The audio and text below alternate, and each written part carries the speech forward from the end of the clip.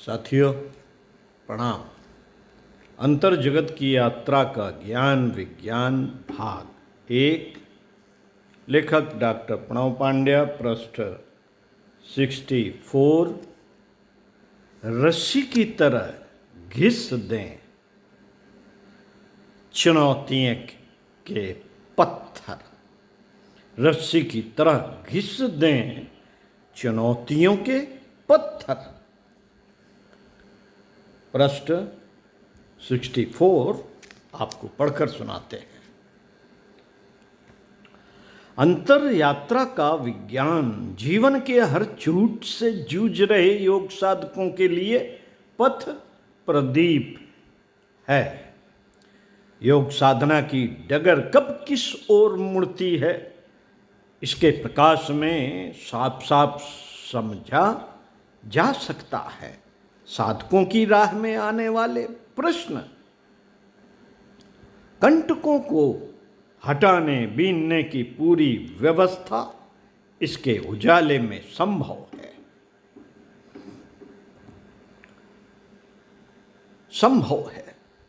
इसकी किरणें साधकों के अंतर मन के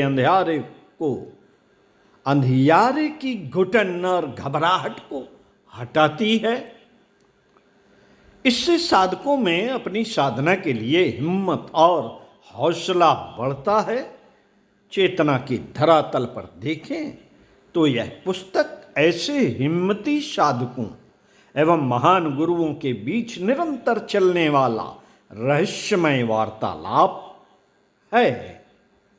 महर्षि पतंजलि एवं परम पूज्य गुरुदेव स्वयं इस योग कथा के माध्यम से अगणित साधकों की भावनाओं को सुनते हैं और उन्हें अपनी योग अनुभूतियों के अमृत रस का भागीदार बनाते हैं।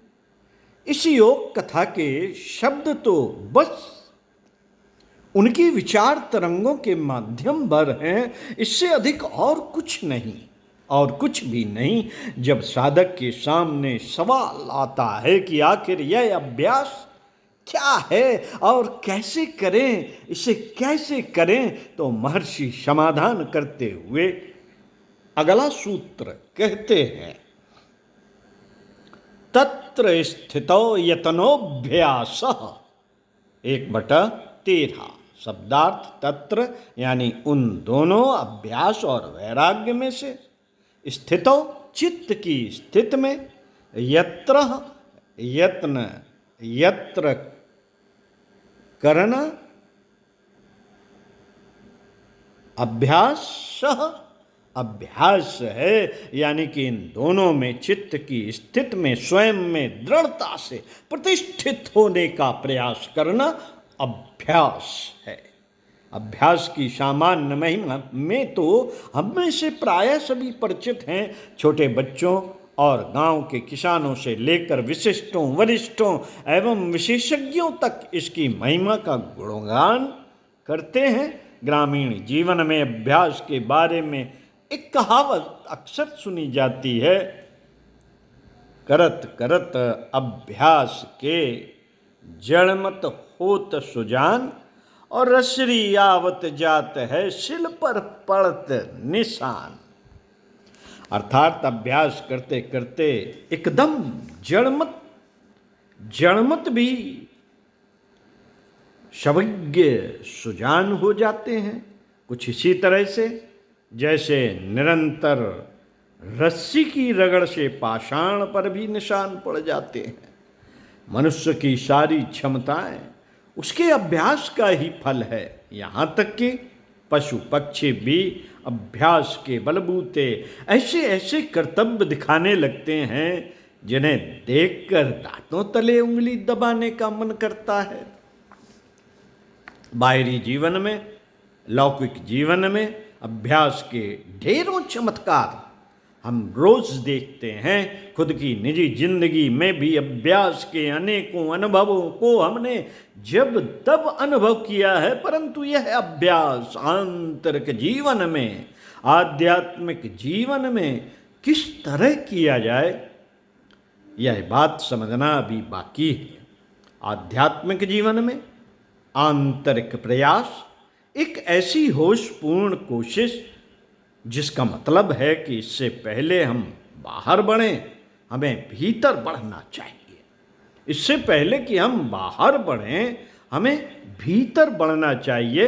पहले हमें अपने केंद्र में स्थित होने का प्रयास करना चाहिए। पहले हम अपने केंद्र में स्थित होकर विचार करें और फिर कुछ दूसरा निर्णय करें। यह इतनी बड़ी रूपांतकारी घटना है कि एक बार जब हम अपने भीतर केंद्रित हो जाते हैं तो सारी बात ही अलग दिखाई पड़ने लगती है। सारा का सारा परिदृश्य ही बदल जाता है। इस तरह केंद्र में स्थित होने के लिए क्या करें? तो इसके जवाब में परम पूज्य गुरुदेव कहा करते थे कि जप, ध्यान, प्राणायाम आदि योगाभ्यास की सारी प्रक्रियाएं इसलिए हैं, योग की सभी प्रक्रियाओं का एक ही मतलब है कि आपको अपना परिचय करा दें, आपको अपने में स्थित कर दें। हालांकि कभी कभी यह देखा जाता है कि काफ़ी सालों से जप करने वाले, ध्यान का अभ्यास करने वाले लोगों में भी कोई गुणात्मक मौलिक परिवर्तन नहीं आ पाता।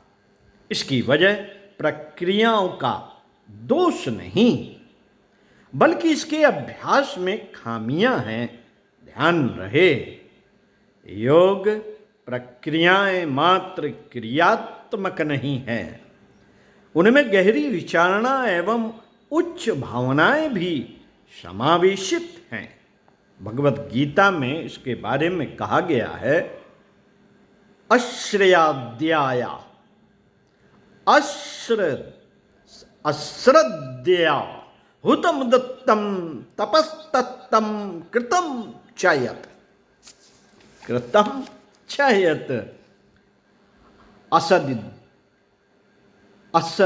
असदित्युच्यते पार्थम न च तत्प्रेत्या नो इहे।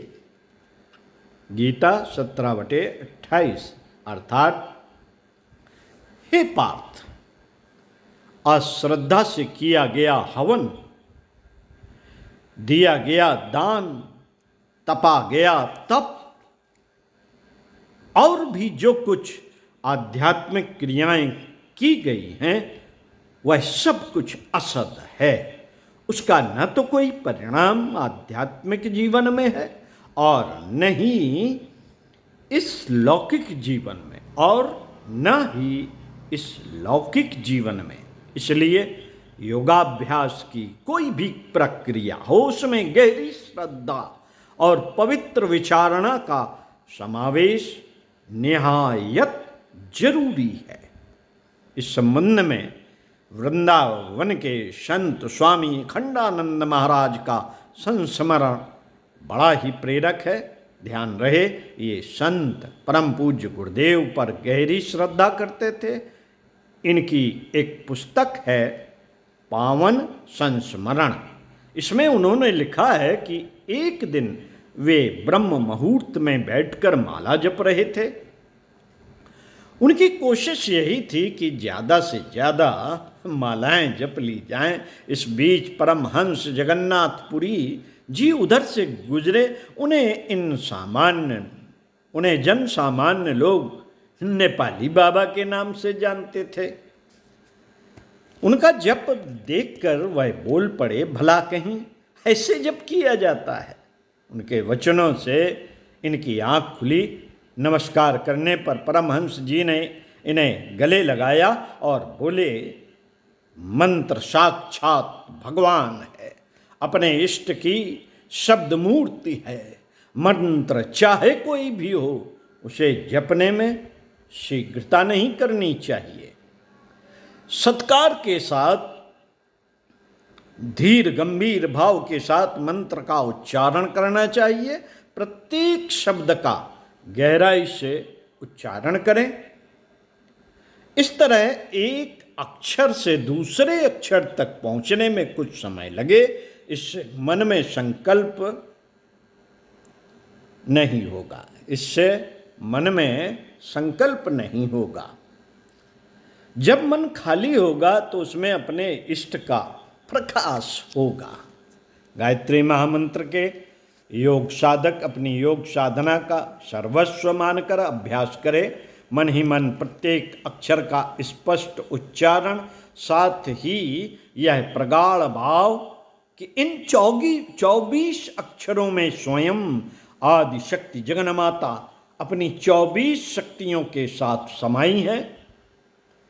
यह मंत्र स्वयं ही परमा शक्ति है, साथ ही साधक को सब कुछ देने में समर्थ है। जप करते समय ही नहीं, जप करने के बाद रह रहकर साधक के मन में माता का स्मरण होते रहना चाहिए। ध्यान रहे, जप के साथ मौन, एकांत एवं अधिक से अधिक ब्रह्मचर्य साधक के अभ्यास को दृढ़ करते हैं। ओम शांति।